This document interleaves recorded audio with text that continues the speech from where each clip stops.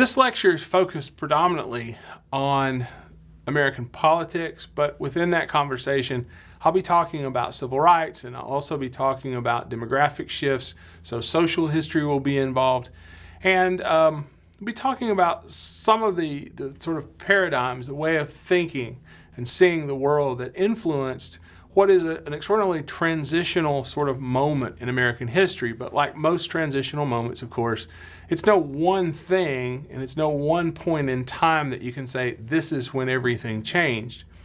Oftentimes, historians will see the patterns leading up to and the consequences of particular events, and that's part of the story.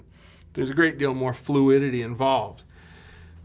But I want to sort of start in this first segment of this lecture by telling the story of the election of 1968. And it is one of those major elections that I tend to highlight in my lectures in the second part of U.S. history. And I do so for a variety of reasons. Let me just run through those quickly to give you some context before I get going. Number one,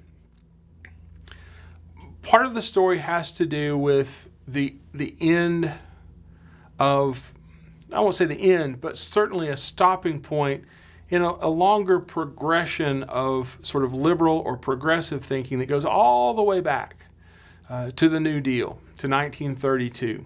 And so from 1932 through about 1968, there is a certain political thought that's tied to the New Deal and tied to the role of the federal government as being somewhat activist that persists through American history, through the Second World War, even through the 1950s to the Kennedy administration in the 60s, and then to Lyndon Johnson's administration.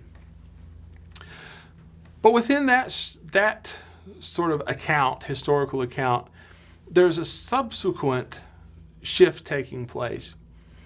And we begin to see, I think, focused heavily in 1968 and then in the decades to follow, the emergence of the political right and a resurgence of Republican thinking and Republican power in the national government on the national level. We'll see the roots of that here as well. And then, of course, there are those demographic and other shifts that have been taking place in the United States, some of which you've caught in other lectures, but this is really a way to begin tying that together.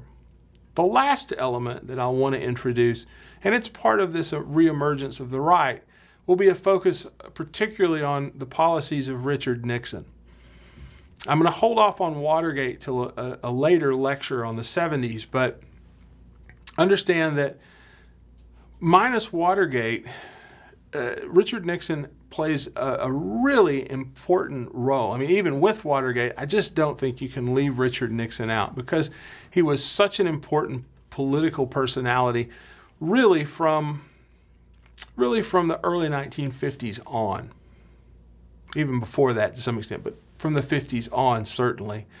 And any understanding of American politics without Richard Nixon in the 20th century would be absolutely incomplete.